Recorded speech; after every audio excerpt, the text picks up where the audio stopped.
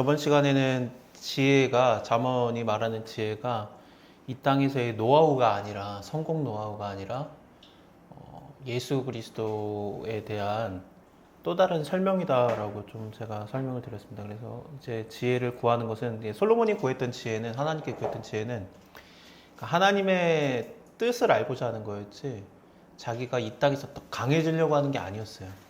그렇기 때문에 하나님께서는 그걸 기뻐하셨고 이 땅에서 강해지는 것까지도 허락하신 겁니다.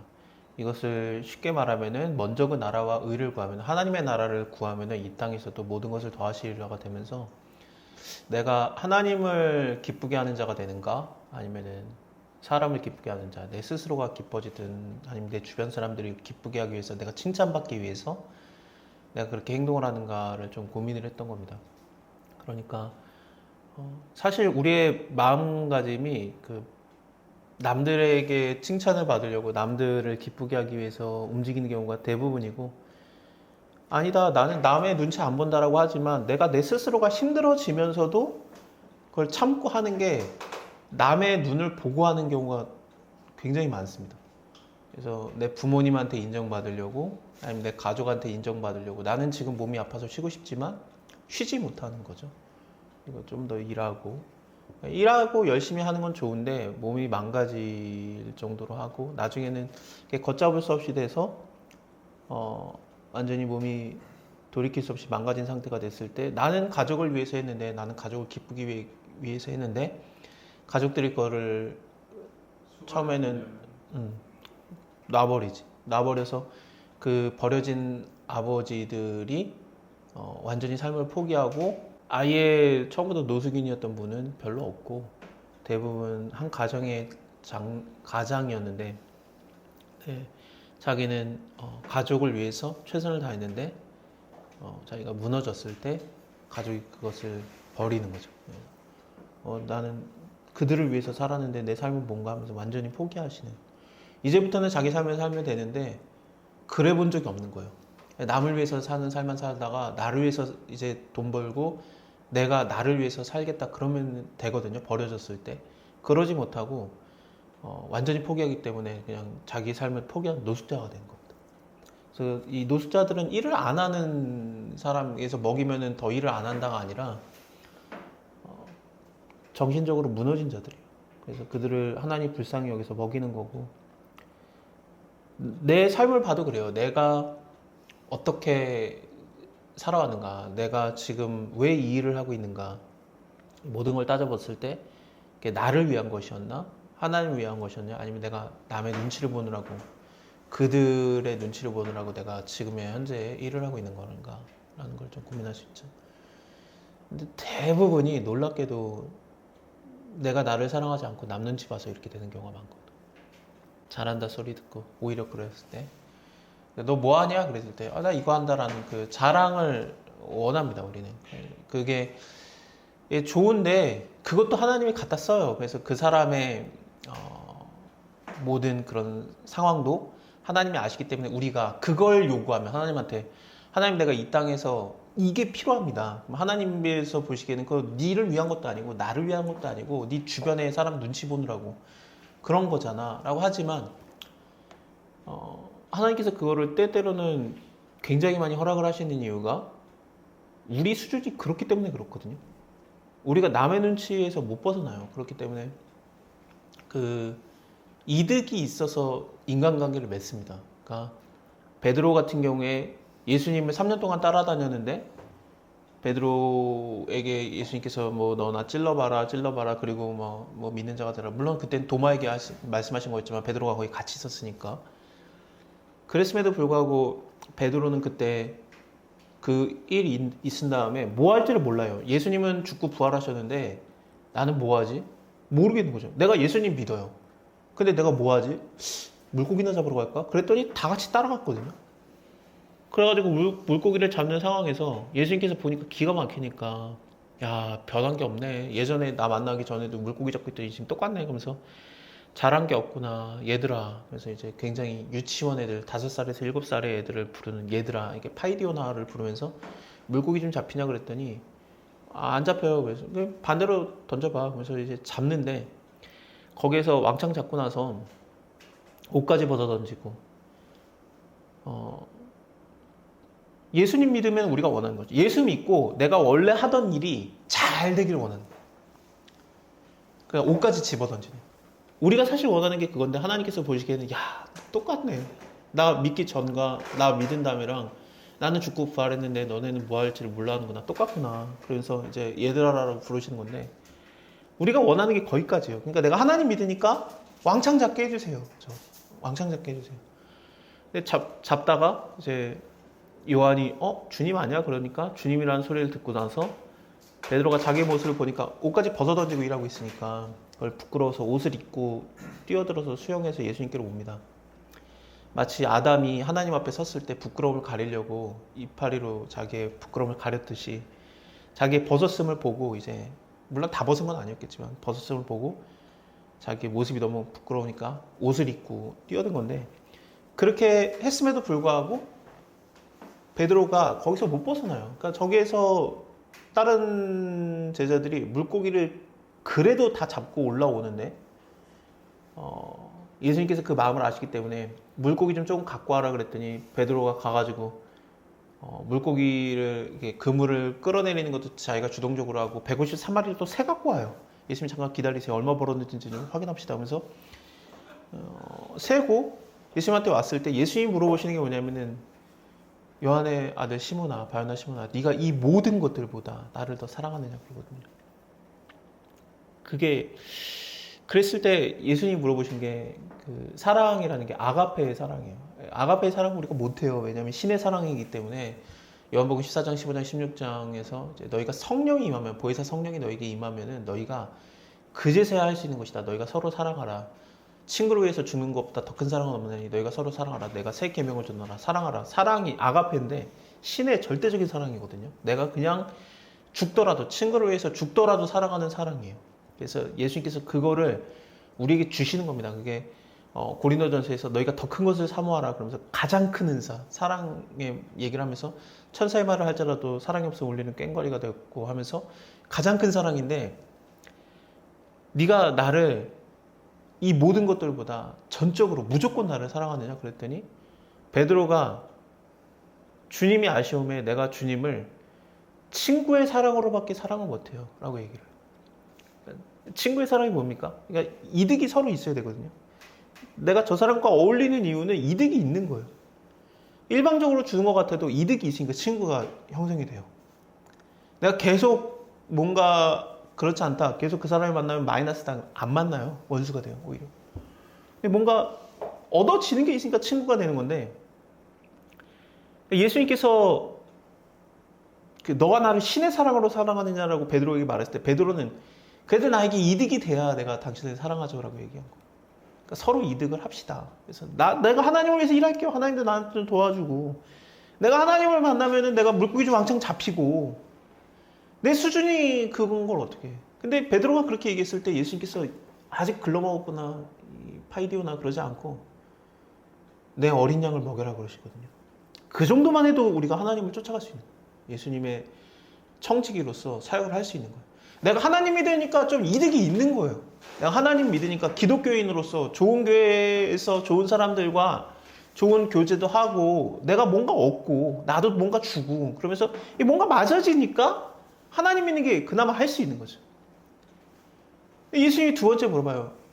네가 나를 신의 사랑으로 무조건적인 사랑으로 죽음까지 할 수 있는 사랑으로 나를 사랑하느냐? 내가 주님을 친구의 사랑으로는 사랑합니다. 이익이 있어야 사랑하죠. 나도 주님께 뭘 하고 그러면 내 양을 치라. 예수님이 세 번째 베드로에게 물어가라사대 그러면 바요나 시몬아 네가 나를 그러면 친구의 사랑으로 사랑하느냐? 그렇게 물어보십니다. 그랬더니 베드로가 예수님이 세 번째 네가 나를 친구의 사랑으로 사랑하느냐라고 물으시는 거로 근심하여 대답하여 가로되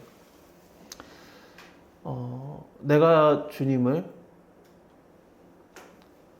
맞아요. 친구의 사랑으로는 사랑합니다. 그랬더니 예수님이 내 양을 먹이라 그러시고 네가 젊어서는 네가 원하는 곳에 갈 거야. 네가 허리띠를 띠고 네가 원하는 곳에 다닐 거야. 네가 이득이 있으니까 아이고 우리 그 교회 수장님 오셨네. 그리고 막 하나님의 능력이 나타나니까 할만하죠. 물론 고난도 받지만 감옥에 들어가도 막 나오고 천사가 끌어내고 그래서 할만하죠. 그랬는데 그런 친구의 사랑으로 사랑을 하다가 네가 늙어서는 네가 원치 않는 곳에 두 팔을 벌리리라. 그거는 이제 하나님께 아가페의 사랑을 받는 거거든요. 그러면은 너가 나를 위해서 죽을 수 있다. 그가 어떠한 죽음으로 하나님께 영광을 돌리는지를 예수님께서 말씀하시고 나와요. 그래서 그때는 할 수 있지만 지금 현재는 이익을 구해요. 우리가 하나님한테 어느 정도는 내가 받아야 되지 않나. 하나님이 알아요. 하나님이 넌 왜 수준이 그 모양이냐 안 그래요.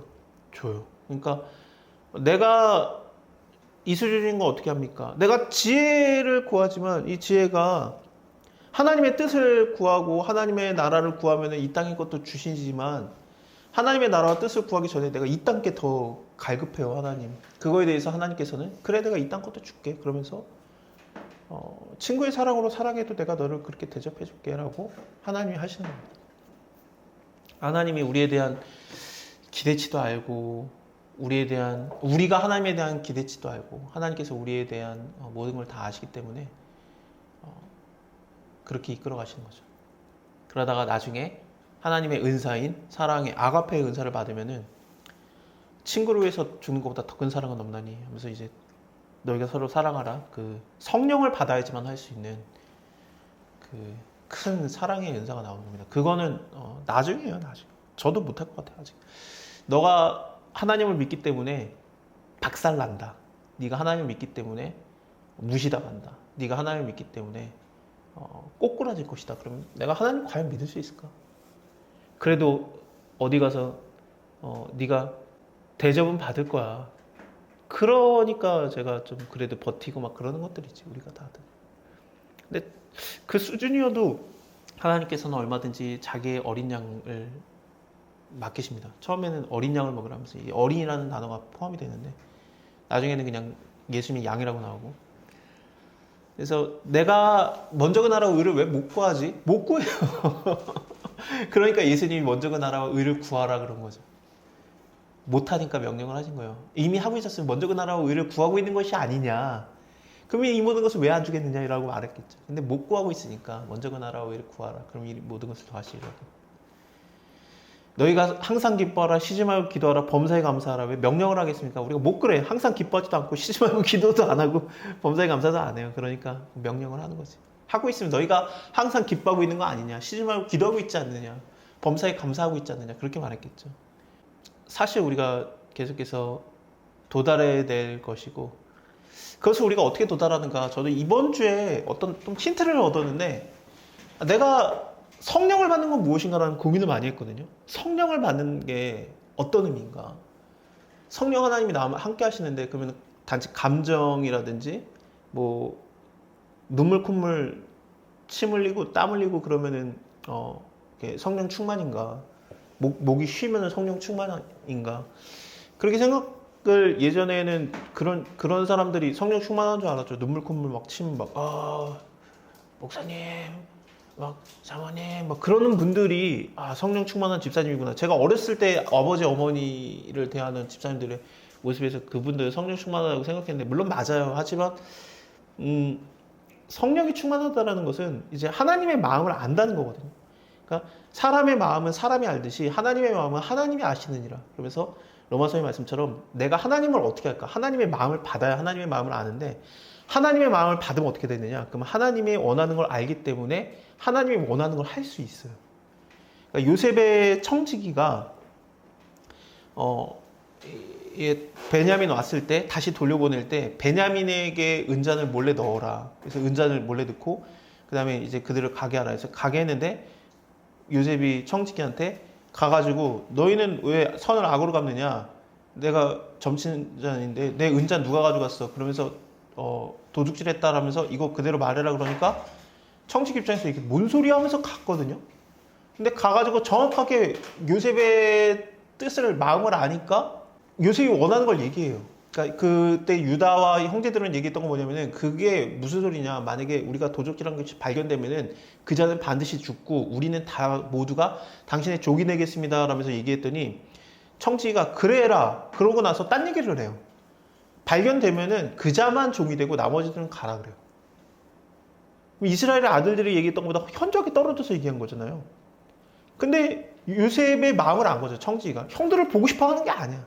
베냐민만 보고 싶은 거지. 베냐민에게 막 5배의 음식을 주고 그랬으니까, 아, 베냐민만 사랑하는구나. 그러니까 베냐민만 좋아하는구나라는 걸 알았기 때문에 베냐민만 데려오라고 정확하게 알아듣는 거예요. 요셉은 그 얘기 안 했어요. 그냥 가서 왜 도둑질을 하느냐라고 말해라 했으니까 그것만 듣고 가는데 정확하게 뜻을 알고 가요. 그래가지고 그것이 베냐민한테 발견되고 다들 왔을 때 그 유다가 주동적으로 우리가 다 당신의 종이 되겠습니다 그랬더니 아니야, 발견된 자만 내 종이고 나머지는 다 돌아가라. 그러니까 청지기가 이해한 거랑 정확하게 동일하단 말이죠. 그 말은 뭐냐면은 청지기가 요셉의 얘기를 듣지도 않았는데 정확하게 요셉의 마음을 알고 그의 원하는 대로 해준 거예요. 그것처럼 하나님의 마음을 알게 되면 우리가 하나님이 원하는 걸 하게 돼요. 그러니까 구약 때는 율법을 지키는 게 되는 줄 알고 율법대로 했는데 예수 그리스도 오셔가지고 죽고 부활하셨는데 베드로처럼 우리는 뭐하지? 가 된 거죠. 그러니까 뭐 하는지 모르니까 얘네들은 똑같이 하는 거야. 물고기 잡으러 가겠다라든지 아니면 뭐 그들이 율법을 안 지켰겠나? 아, 더 지켜야 돼. 율법 더 세게 지켜야 돼. 옷도 더 정결하게 입고 그 하나님 원하는 거는 양복이야. 그리고 씻고 가야 돼. 뭐 다 좋아요. 뭐 이게 마음가짐은 몸에서 나타나니까 좋은데, 그것도 다 좋은데 헌금도 막 다리미로 펴가지고 드리고 1년에 3번 하나님을 뵙는 게 어딨어? 일주일에 3번. 아니야, 나는 하루에 3번. 너 왜 대예배인데 어디 가요? 그러면은 새벽 예배 드렸어요. 대예배는 드리고 가야지. 그러면서 하루에 3번 예배 드리게 한단 말이야. 새벽 예배, 아침 예배, 대예배. 그러면서 이왕이면은 찬양 예배 그건 안 해도 돼. 그러면서 가도 되게 하고. 더 구약적이 되는 거예요. 더 구약적이. 과연 그게 예수 믿어서 너 예수 믿어라. 그래, 나 예수 믿었어. 그럼 뭐하지? 구약을 더 강화시킨 거야. 근데 예수 그리스도께서 얘기하시는 게 뭐냐? 내가 너에게 새 계명을 주노니 그 무거운 짐에서 내려놔라. 무거운 짐이 마태복음을 보면은 율법이에요. 수고하고 무거운 짐진 자들아, 율법을 맨 자들아 내게로 오라. 내가 너희를 쉬게 하리라. 그거 이제 끝났어. 내가 너에게 주는 멍에를 매라. 그건 가볍다. 그러면서 그럼 또 다른 율법을 줬느냐? 그 율법이 예수님이 말한 거 너희가 서로 사랑하라. 이거 새 계명, 이거 하나야. 근데 그게 뭐냐? 아버지의 말, 너희가 성령을 받으면 너희가 하나님의 일을 할 수 있는 일이야. 청지기처럼 내가 주인의 마음을 정확하게 알면은 율법을 따르는 그런 율법주의적인 것이 아니라 하나님의 마음을 알기 때문에 하나님의 뜻을 행하는 자가 된다는 거죠. 그렇기 때문에 율법이 더 이상 필요가 없는 거예요. 율법을 안 지켜도 된다가 아니라 율법이 필요 없어지는 하나님의 마음을 갖게 되는 겁니다. 그러니까 바울 입장에서 이방인들이 괴로워하니까 돼지고기 먹어도 돼 라는 말들이 나옵니다. 그를 사랑함으로써 교회에 오는데 술, 담배를 못 끊어요? 하나님의 마음은 술, 담배 해도 돼요. 교회로 와요. 근데 우리는 율법적이 되면서 술, 담배는 어디? 그래서 더 강화시킨단 말이에요. 왜냐하면 그게 옳다고 생각하니까.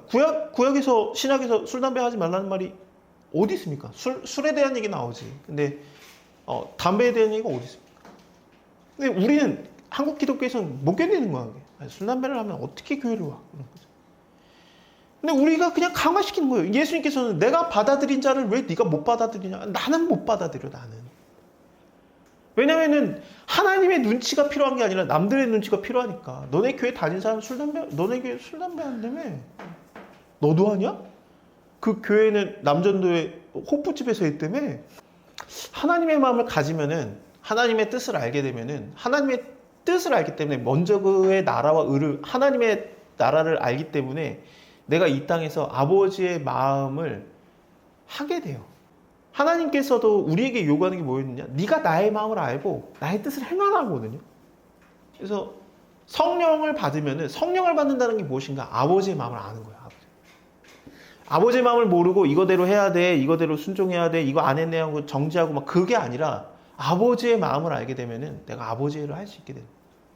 예수님께서는 그걸 계속 하셨고, 남의 눈치 안 보고 내가 하나님의 뜻대로 순종하는가 순종하지 않는가만 봤던 거죠.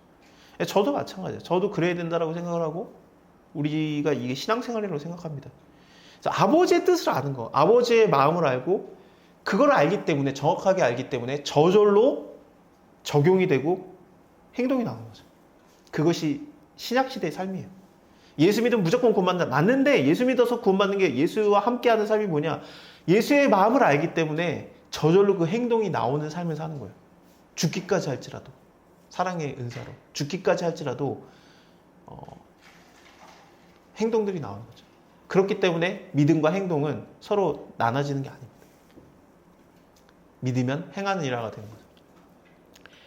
아버지의 마음을 안다는 것은, 아버지의 뜻을 알려면은 결국에는 그의 말을 들어야 되는데 그의 속성을 알아야 되겠죠. 우리도 하나님 말씀을 듣고 알아야, 깨달아야 행동이 나오는 거예요. 예수님께서 그래서 너희가 성령을 받으면은 내가 한 말이 기억나고 깨달아지리라라고 얘기했던 겁니다. 성령의 은사는, 성령이 하시는 일은 뭐냐면 아버지를 깨닫게 하는 거예요. 내가 감히 아버지를 깨달을 수 있냐? 내가 못해요. 그러니까 성령이 깨닫게 하시는 거예요. 그러니까 끊임없이 하나님과의 교제, 대화, 하나님과의 관계, 그것을 알므로써 하는 행동, 그것이 바로 무엇이냐? 지혜예요. 이게 하나님을 두려워함이고, 이게 잠언에서의 그 가장 큰 그림이지 않을까 싶어요. 그러니까 베드로의 모습이 우리랑 똑같은데, 그러니까 예수님을 믿으면은 좋아야 된다고 생각했어요. 예수 믿으면은 많이 물고기 잡고 대박이 터져야죠. 그래서 예수님께서 하나님의 나라가 온다라고 했을 때 다들 기대를 했고, 아, 예수님이 드디어 등극하는구나 그랬을 때, 근데 내가 죽어야 된다 그랬더니 베드로가 그러시면 안 되죠라고 얘기를 하거든요. 아니 그러시면 안 됩니다. 그랬더니 예수님이 사탄아 물러가라 그러는데, 그때 예수님한테 베드로가 그러시면 안 되죠라고 말할 때 그 단어가 헬라어로 보면은 야단치다라는 단어예요. 예수님한테 혼낸 거예요. 왜 그래? 그러면 안 되죠. 하나님은 그 내가 잘 돼야 되는데 왜 나쁘면 안 되죠. 그래서 어느 정도 수준이냐면은 우리 하나님이 도와주겠지. 그래서 뭐 말고의 귀를 자를 정도로 막 그런 상황이었지만, 예수님을 믿으면은 도망가야 될 정도가 된 거거든요. 그러니까 어느 정도는 버틴다, 뭐 예수 믿는다라고 고난을 받는다, 그 정도가 아니라 예수 믿으면은 진짜 불이익이 있으니까 도망가야 되는 상황. 예를 들면 뭐 회사에서 그 크리스찬이야? 그러면은 막 이렇게 밀린다든지 잘린다든지 뭐 아예 등도 못 한다든지 막 그런 상황에서 내가 숨겨야 되는 상황이었던 거예요. 하나님이 되면 하나님의 나라가 잘 돼야, 크리스찬이 우대받는 세상이 돼야죠 라는 거였는데, 예수님께서 말하신 거는 아니야, 크리스찬이 우대받는 세상이라니, 나를 믿는 것 때문에 너희가 고난을 받는다라는 걸 얘기하신 거예요. 그러니까 그런 상황에서 하나님 믿으면은 더 안 좋아져 라는 거, 오히려 너 자체가 믿는 거 정도가 아니라 너 자체가 성령이 임해서 너에게 하시는 게 무엇이냐, 너를 죽일 거야 라는 걸 얘기해요. 고난 받다가 죽는다, 그게 사랑의 은사니까. 그러니까 너가 원치 않는 곳에 끌려가서 두 팔을 벌리리라, 네가 죽는 거야, 그게 영광이야 라고. 엠마오로 가는 두 제자도 이해 못했어요. 누가복음에서 이게 뭐야, 아니 우리가 그 메시아인 줄 알았더니 십자가에서 죽었어, 이게 뭐야. 그래서 예수님의 두 제자가 도망을 가고 있었어요. 근데 예수님께서 나타나가지고 너네 어디 가냐 그랬더니, 네가 그 일을 알지 못하느냐, 우리는 그가 그 믿음이 잘 될 줄 알았더니, 예수님이 되면 좋은 일이 일어날 줄 알았더니, 아니 좋은 일도 나한테도 안 일어나는 것뿐만 아니라 기독교 자체가 이미지가 완전 믿으면 안 되는 것처럼 됐어. 이젠 잡혀가고 끌려가고 죽을 수도 있어. 아유 그래 걱정 마라, 내가 다시 이미지 올려줄게. 그러십니까? 야 이 바보 같은 놈들아, 성경 못 봤냐? 메시아가, 그리스도가 고난을 받아야 영광을 얻는 것이 아니라면서 예수님이 그걸 가리키거든요.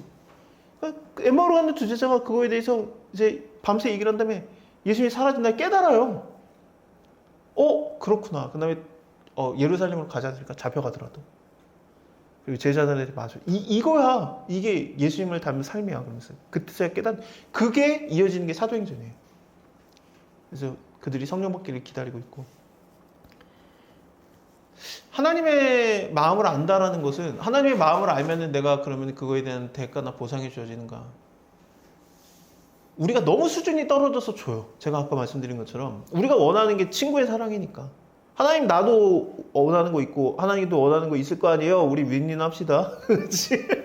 하나님이 날 통해서 얻을 건 딱히 없지만 내가 교만해져서 그렇게 한다고요. 그럼 하나님께서 그거에 대해서 내 수준이 그런 걸 어떻게 해요? 그거 거기서 오케이.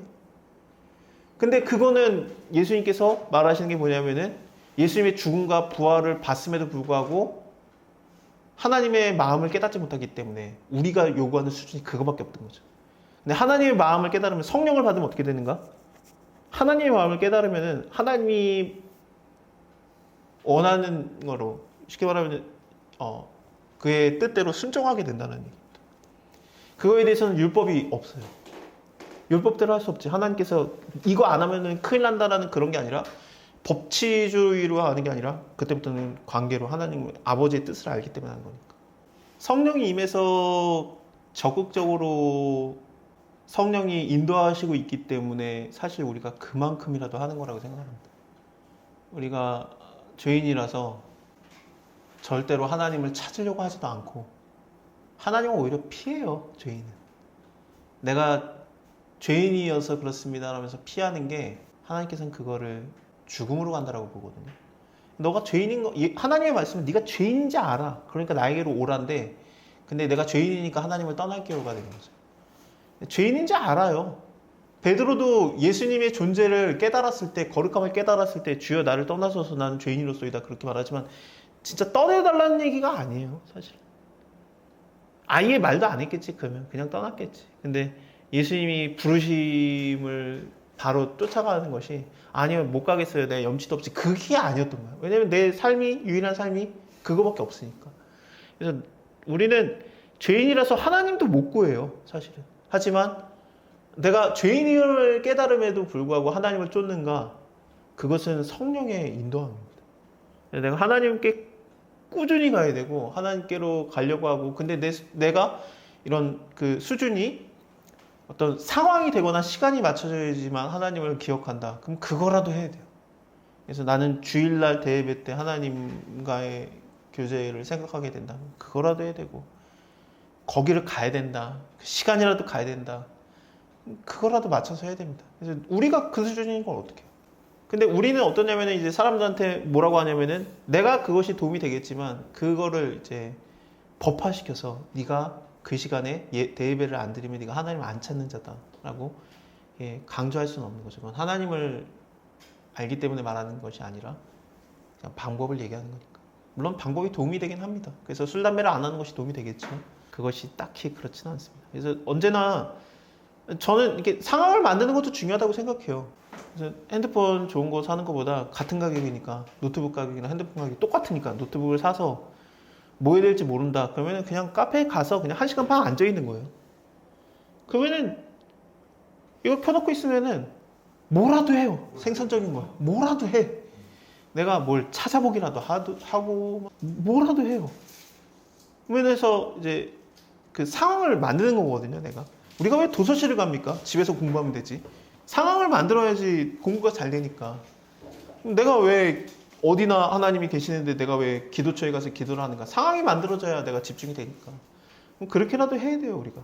그래서 하나님을 발견할 수만 있다면 얼마든지 제가 하나님과의 관계를 만드는 것에 환경을 만드는 것이 좋습니다. 하지만 그 환경이 하나님이 아니라 내가 내 스스로가 하나님을 찾으려고 하는 노력들이고 하나님은 또 그걸 마음을 알아요. 저도 그렇지 않을까? 저도 만약에 매일 강의가 없다면은 하나님의 말씀을 이렇게 집중적으로 연구를 했을까? 나만 안다면, 나만 알고 끝나는 거라면은 내가 이렇게 뭘 말해야 될 것이 없다라면은 하나님께서 저에게 은혜를 베푸시고 저에게 말씀을 깨닫게 하시는 경우도 많겠지만 이렇게까지는 안 보일걸요. 하지만 상황이 만들어진 거죠, 저도. 그것도 이익이 있는 거예요. 이득이 있었어요. 필레오의 사랑, 친구의 사랑이 만들어지면서 하나님 내가 이렇게 해가지고 강의를 하면 하나님께서도 도움이 되나요? 이제 저도 도움이 되고 하나님도 도움이 되고 하면서 이런 그 이득의 관계를 추구하면서라도 네가 나를 사랑하느냐? 그러면 내가 너에게 나의 어린 양을 맡기리라 그러시는 거죠. 우리가 그러면은 그렇게라도 하나님의 선한 청지가 되는 겁니다. 바울도 그런 거예요. 바울도 고린도전서에서 아니 내가 왜 돈 받는 게 너네한테 그렇게 꺼리낌이 되느냐. 복음으로 말미암아 살리라라고 주께서 말씀하신 바 그러면서 이제 복음을 전하는 자는 복음으로 살 것이다. 그래서 복음을 전하는 자는 그 말씀을 전하는 걸로 받아도 된다. 이게 일을 하면서 농부가 일을 하면서 그거 소득을 기대하지 않고 일을 하는 자가 어디 있느냐. 기대가 되니까 다 일하는 거지. 그래서 예수님도 그러신가 복음으로 말미암아 복음을 전하는 자는 복음으로 살 것이다. 그러면서 얘기를 하고 물론 마테마가 누가의 요한복음에 없습니다. 하지만 바울이 그렇게 얘기하는데 사람들이 반발 안 한 게 예수님 걸 얘기했던 게 분명해요. 그리고 베드로도 그렇고 다른 사도들도 그렇고 자기 와이프까지 다 그 사례비 받네. 내가 이 교회를 세운 거야. 고린도 교회 내가 세웠잖아. 근데 왜 베드로랑 베드로의 와이프가 오면은 그 사례비 주면서 왜 내가 받는 거에서 너희가 왜 그러느냐? 그렇게 얘기해. 내가 너네한테 안 받아. 알았어. 차라리 죽을지언정 내가 안 받아. 그러면서 너희에게 받을 거 저기 데살로니카에 있는 사람들이 나에게 주고 있느냐. 그러면서 안 받아요. 근데 그걸 왜 얘기했겠습니까? 그 바울이? 안 받는 게 열받지. 그러니까 말하는 거지. 아니 속뜻을 봐야 돼요. 속뜻을. 바울이 왜 얘기했을까? 안 받으니까 열받아서 얘기한 거예요. 안 받으니까. 들어서 안 받는다. 근데 받고 싶었던 거야. 근데 그거를 얘기하면서 바울도 고린도 교회를 세울 때 내가 나의 모든 것과 내가 모든 것을 쏟아부었다라면서 한 게 아니라 하나님과의 관계에서 이득의 관계에서 나온 거예요. 내가 하나님의 일을 하지만 여기서 내가 성도들도 늘어나고 교회도 세우고 사역자로서 사도로서도 나도 좀 일을 하고 바나바랑 헤어져가지고 왔는데 나도 좀 뭔가 합시다 그러면서 뭔가 성과가 있어야지 나도 또 안디옥 교회 가가지고 내가 사역 보고도 하고 그래야 되는데 사역 보고 진짜로 하잖아요. 사도행전 가가지고 사역 보고도 해야 되는데 저도 뭔가 좀 열매가 있어야죠. 그러면서 이제 그 원하는 게 있었던 거예요. 하나님께서 그래 그러면서 거기서 2년 반 동안 일하게 하면서 주신 거 아닙니까? 근데 나중에는 어떻습니까? 이득이 없어요. 바울의 마지막이 어떻습니까? 바울의 마지막 때는 이득이 없어. 디모데 후서거든요. 감옥에 있었어. 물론 감옥이 우리가 생각하는 감옥이 아니라 월세집인데 월세집에 있으면서 아무것도 할 게 없는 거야. 그래서 디모데야 성도들 잔뜩 끌고 와라. 내가 걔네들한테 마지막으로 할 말이 있다. 그래? 안 해요. 올 때 내가 너무 춥다. 옷 좀 가지고 와라. 성경책도 하나 내가 그거 좀 더 봐야 되겠다. 성경책 좀 가지고 와라. 그리고 내가 예전에 사이가 껄끄러워가지고 헤어졌던 그래서 다시는 안 봤는데 마가를 내게 데려라. 그는 나의 유익한 자라. 그때부터는 이제 원수를 사랑하게 되는 거죠. 안 보고 싶었던 자를 이제 만나니까. 바나바랑 싸우고 마가복음을 쓴 마가랑도 원수 지내고 한 번도 안 보고 지내고. 야 믿는 사람끼리 왜 안 보고 지내면 어떡해. 아니 바울도 마가도 안 보고 지냈어. 내가 바울이야? 마가야? 왜 나한테 뭘 기대하는 건데. 너 예수 믿는 사람이 그러면 안 된다. 믿는 사람끼리라도 보고 지내고 서로 사랑해야지. 용서해야지. 아니 원수를 사랑하면 그건 바울도 나중에 원치 않는 곳에 두 팔을 벌리리라 되는 거지. 그건 나중이야. 내가 지금 원하지 않아. 네가 원하는 곳에 허리띠를 띠고 네가 원하는 곳에 가겠거니와 젊어서는 나중에는 두 팔을 벌리고 죽으리라. 그건 나중이지. 난 못해 지금. 내가 어떻게 해. 그래서 떠난 거지. 근데 떠났는데 거기서 자꾸 자기가 일이 잘 안 되니까 하나님 왜 자꾸 막아요. 나 저기 드로아 지역, 그 트로이 지역, 소아시아 지역 가면 될 것 같은데 왜 자꾸 막아요? 그런데 꿈에 데살로니가 사람들이 일로 넘어와 그러니까 하나님이 부르시는 건가? 하고 갔더니 거기서도 죽을 뻔하고 막 유대인들이 막 그 불량배 사가지고 자기 죽이려고 하니까 도망가다가 배 타고 겨우 도망갔는데 디모데랑 신라보다 더 빨리 뛰었어 바울이. 얼마나 빨리 뛴 거야? 죽기 살기로 뛴 거 아니야? 그 나이 많은 바울이 뛰어가지고 잠깐만요 하고 탔는데 아테네로 가는 배를 타고 간 거죠. 그 다음에 나 헤어졌네 그러면서 이제 너네는 잘 죽었냐? 와라 그러면서 이제 기다리고 있는 그런 상황에서 고린도에 와가지고 하나님 나 왜 이렇게 안 풀려요? 그랬더니 그래 여기서 윈윈 하자.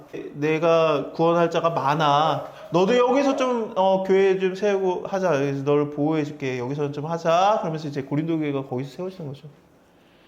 사실 바울 입장에서 제대로 세운 교회예요. 공들여가지고.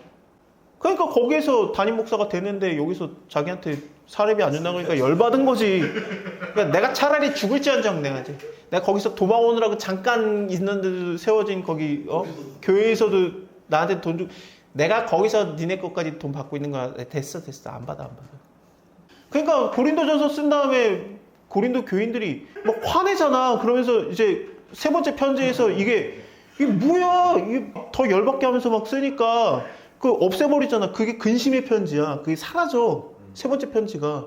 그래서 바울이 네 번째 편지 보낼 때 전에 보냈던 너희를 근심케 하는 편지에 대해서 너희가 오해했더니 이런 얘기가 나오는 게 미안해 알았어 하면서 이게 쓰는 게 맞아. 베드로도 그렇고 바울도 그랬네. 베드로처럼 바울처럼 그렇게 살 수 없을까? 이미 그렇게 살 수 있어. 곧 따위로 살아도 성령이 충만해서 하나님 일을 하고 있는 거야. 그러니까 내가 이 모양인데, 내가 이 상황인데, 내가 시간과 공간이 만들어져야지만 하나님을 생각하고 그것도 하나님을 생각하면서 살아도 하나님과 위임는, 그러니까 친구로서 내가 이득도 받고 하나님께도 드리고 이런 주고받는 관계에서 내가 필레오의 사랑 그 정도 되는 건데 하나님 이거 갖다가도 그것도 성령 충만해야 해요. 우리가 그 정도만 해도 베드로 바울급이에요. 결과라든지 그런 거는 몰라. 그러니까 여기에 있다라고 그 사람이 성령 충만한가? 맞아요. 우리가 그렇게 말할 수 있지만 그럼 예를 들어서 여기에 이단이 몰래 숨어 들어와 있다. 그럼 그 사람이 성령 충만한 건가? 아니거든. 그러니까 그 사람이 거기에 있다라고 그 일을 한다라고 성령 충만하다고 볼 수 있는가? 그럴 수는 없어. 하지만 성령이 임한 우리 입장에서 내가 하는 행동이 성령 충만한 행동인가라고 생각하면은 대부분이 그래요. 절대로 우리가 죄인이기 때문에 선한 행동을 하지 않고 이 정도도 안 해요. 남의 눈치 보고. 근데 그 눈치 보는 거라도 하나님이 하신다는 거예요. 그거라도 쓰시고 하나님이 이끌어 가시고 도우시는 거죠. 그게 하나님의 은혜인 거죠. 그러니까 내가 어떻게 해야 됩니까? 하나님, 내가 이 수준인데. 그래, 너가 그 수준인 줄 알아. 나는 너를 알고 구원한 거고 몰라서 잘못 구원한 거 아니야. 네가 그런지 아는데 내가 널 구원한 거고 나는 내 택하심에 후회함이 없는 자다라고 하시는 게 하나님의 은혜입니다. 감사한 거죠. 솔로몬이 요 모양인데 잠언전도서를 쓰게 하잖아. 여자 1000명 얻고 여자 1000명 왜 결혼을 못해요? 그 시대에 말하면 솔로몬이 다 데려갔어요. 그럴 거 아니야. 지금 한국에서 엄청나게 대단한 사람이 여자 1000명과 결혼했어. 그 다음에 그 사람이 왜 너네는 저출산인데 왜 결혼을 안 해? 그럼 니 때문에 그렇잖아. 그럴 거 아니야. 이런 자를 통해서도 하나님이 일하시는 걸 보면